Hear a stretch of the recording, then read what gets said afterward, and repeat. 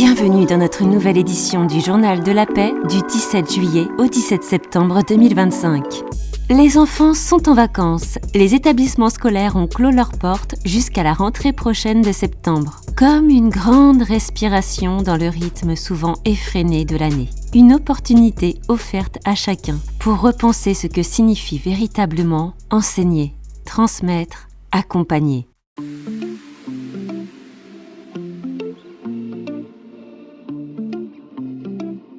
Si un nouveau monde devait naître sous nos yeux, alors l'éducation, matrice de toute société, doit en être le cœur battant. Une pose idéale donc pour imaginer un enseignement plus juste, paisible, épanouissant.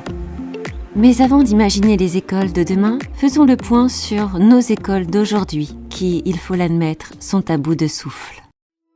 La plupart des enfants qui vont à l'école se retrouvent assis toute la journée, dans des salles fermées, entourés de nombreux camarades. En France, certaines classes dépassent 30 élèves, 30 enfants, à qui nous demandons de ne pas parler, car le moindre échange peut vite devenir pénible pour les autres, voire source d'un grand stress. 30 enfants, à qui nous demandons de suivre un programme précis et qui incite les compétitions, les comparaisons, les classements. On leur impose des notes, des hiérarchies, des cases. On les évalue comme des produits. Oui, on leur apprend de bonnes choses, mais souvent sous couvert de conditions déplorables, ce qui fait que chaque élève dans son parcours a déjà ressenti une crainte, une peur, une non-confiance en eux, voire pire pour les moins chanceux, du harcèlement moral ou physique.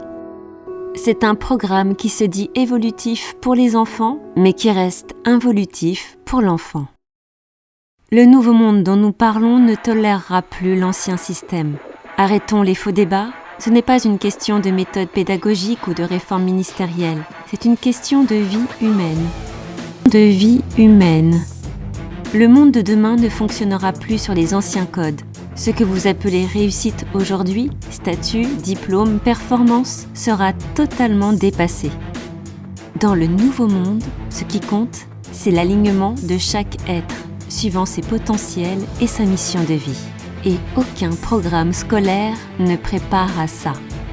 Ce qu'il faut, c'est une rupture, un changement radical, une éducation basée sur l'éveil, l'expérience directe, la nature, la créativité, la conscience. Le système doit exploser pour que l'humain se retrouve et apprenne, dans un premier temps, à savoir qui il est. Nous serons donc dans un nouveau monde où on apprendra à tout réapprendre. Apprendre à chacun d'entre nous, enfants et même adultes, qui nous sommes vraiment. Des êtres complets, reliés à une conscience, capables de créer, de développer ses potentiels uniques, ses capacités et ses missions de vie. Une nouvelle éducation qui enseignerait l'intérieur de chaque être humain avant de privilégier l'extérieur. L'éducation doit se renverser et devenir sacrée. Elle doit commencer par l'écoute de soi, la reconnaissance des talents uniques de chaque être, apprendre à reconnaître qui nous sommes, valoriser les pouvoirs de chacun et comprendre que chaque être est unique et sacré, est unique et sacré. Quelles seraient alors les écoles du Nouveau Monde ? Dans le Nouveau Monde, qui germe lentement, l'éducation ne vise plus à remplir un vase, mais à rallumer une flamme. Le verbe « apprendre » y est presque remplacé par « se souvenir ». Se souvenir que l'on est déjà porteur de grands potentiels. L'enseignement deviendrait alors non plus un remplissage, mais une maïeutique sacrée. Un art d'accompagner chaque être à savoir qui il est. L'enfant n'est plus un contenant à façonner, mais un univers en gestation. Un être omnipotent, omniscient, prêt à rayonner. Et cette révolution pédagogique est déjà en marche, portée par quelques âmes visionnaires, mais celles-ci sont citées comme des rêveurs, des utopistes, car trop de monde se complaît encore à rester dans la matrice actuelle, qui pourtant s'écroule devant nous chaque jour un peu plus. Mais alors pourquoi continuer malgré tout et ne pas commencer ce nouveau monde maintenant ? Car nous avons appris dès notre plus jeune âge, dans nos familles, dans les écoles, dans les institutions, et ça depuis des générations, à obéir aux règles, à suivre les programmes. Nous avons été tous programmés à vivre dans ce monde. Et une fois que nous avons été formatés, très peu se sentent prêts à sortir de ce système. Très peu se sentent prêts à perdre leur confort illusoire basé sur un patrimoine obtenu sur toute une vie de travail. Et oui, cela est bien ficelé. Mais continuons tout de même à s'intéresser aux écoles de demain, même si, pour beaucoup d'entre nous, tout ça semble impossible, hors sol. Mais essayons tout de même, en s'imaginant que demain, tout le monde soit prêt à sortir du système actuel.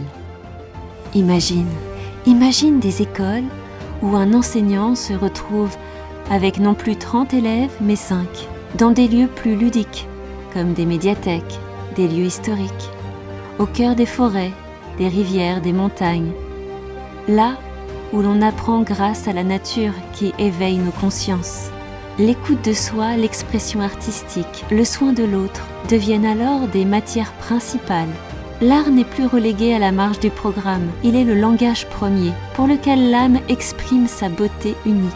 Les enfants découvrent que tout est relié grâce au développement de leurs énergies qui sont de nos jours mises en sourdine. Dans cette nouvelle alchimie d'enseignement, l'enseignant n'est plus un dépositaire de savoir descendant, il devient un guide, un accompagnant, un éclaireur. Il ne montre pas la voie, il marche aux côtés de l'enfant attentif à sa forte vibration intérieure. Il sera là pour éveiller son élève et sa mission principale sera d'élever ses énergies. Ces nouveaux enseignants sauront que chaque être est porteur d'un feu sacré, d'un souffle unique. Sa tâche la plus noble est d'en préserver sa flamme et de lui donner tout l'espace dont il a besoin pour exploiter ses compétences. Ces nouveaux enseignants existent déjà.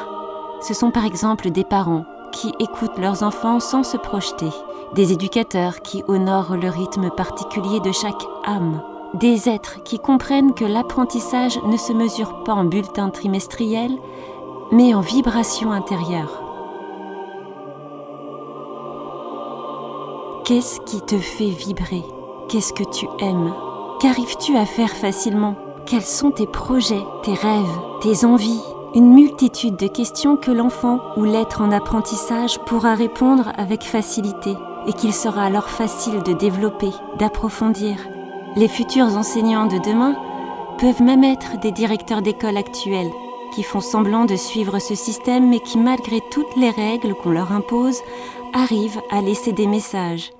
Et quand le jour arrivera où tout basculera, où tout s'effondrera, ils seront alors les premiers à être prêts à vivre dans ce nouveau monde. Ce nouveau monde n'a rien à voir avec celui d'aujourd'hui. Un monde où tout sera différent. Il est presque encore inimaginable pour la plupart d'entre nous de le décrire, de se l'imaginer, de le repenser. D'autant plus, des questions reviennent souvent comme un murmure inquiet. Mais alors comment s'intégreront-ils dans la société ? Comment vont-ils pouvoir prouver qui ils sont sans diplôme, sans notation ? Comment vont-ils pouvoir briller face aux autres ? Ces questions partent d'une peur, d'une mémoire ancienne. Dans le nouveau monde, la réussite ne se mesure plus en chiffres, en possession, en titres, en travail. Elle s'évalue en cohérence vibratoire, en capacité à être alignée avec sa mission d'âme, en conscience profonde, en énergie présente aujourd'hui mais cachée, dissimulée. Lorsque tu suis ton fil intérieur, lorsque tu dis oui à ta lumière intérieure, alors l'univers entier conspire pour te soutenir. Ce qui te semblait impossible se déploie avec grâce, au-delà de toute logique. Un univers donc encore inconnu aujourd'hui, mais lorsque tout se révélera, alors tout sera différent. Tout sera aligné. Un chemin de désapprentissage et de libération. Il s'agit d'un grand désapprentissage. Il faut désapprendre la peur du jugement, la peur des hiérarchies, désapprendre l'idée que notre valeur dépend du regard des autres, désapprendre les modèles rigides et obsolètes, les modèles gavants et soporifiques. L'école du nouveau monde commence quand tu acceptes de déposer le masque, de relâcher le fardeau de la performance, de l'écrasement de ton entourage, de la compétition, de l'élite. quand tu comprends que tu n'as rien à prouver, que tu es déjà complet, suffisant et souverain. Dans cette école complètement nouvelle, la lumière dorée de l'âme circule librement. Nous n'avons rien à prouver, nous avons juste à nous révéler. À nous révéler. Cette nouvelle énergie vient panser les anciennes blessures de l'ancien système. Le sentiment d'être moins qu'eux, pas assez intelligent, hors norme. Ce sentiment d'être nul et de ne pas appartenir à ce monde. Ce sentiment de ne pas mériter. Ce sentiment de penser que nous n'y avons pas le droit. De penser que quelque chose nous retient. Ce sentiment d'avoir peur chaque jour.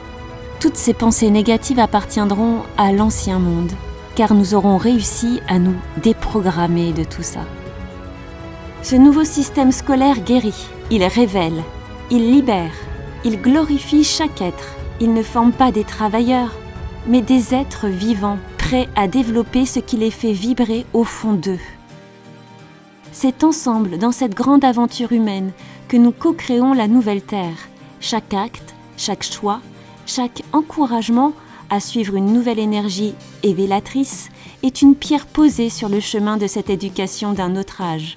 Quand tu invites un enfant à suivre sa passion au lieu d'un chemin balisé, tu bâtis alors un avenir plus libre pour cette âme. Quand tu choisis d'écouter ton cœur plutôt que les injonctions extérieures, tu deviens alors en accord avec toi-même. Car oui, c'est une révolution profonde, vibrante. Elle se répand comme une évidence, transformant tout. Et il n'y a plus de retour en arrière possible lorsque le déclic se fait. Et voilà, le journal de la paix se termine avec un nouveau monde que l'on espère arriver très vite. En attendant, nous vous souhaitons de belles vacances, des vacances de joie, de repos et de grands projets. Profitez de ce temps pour rêver, pour créer, pour vous reconnecter avec qui vous êtes vraiment, pour explorer vos rêves les plus profonds et les bâtir dans un nouveau monde qui s'apprête à voir le jour. Nous nous retrouvons le 17 septembre avec de nouvelles vibrations, de nouvelles graines à semer dans le champ des possibles. Et d'ici là, n'oubliez jamais, vous êtes les créateurs de ce nouveau monde. Ne doutez plus de votre pouvoir. La Terre vous attend. Alors, à très vite!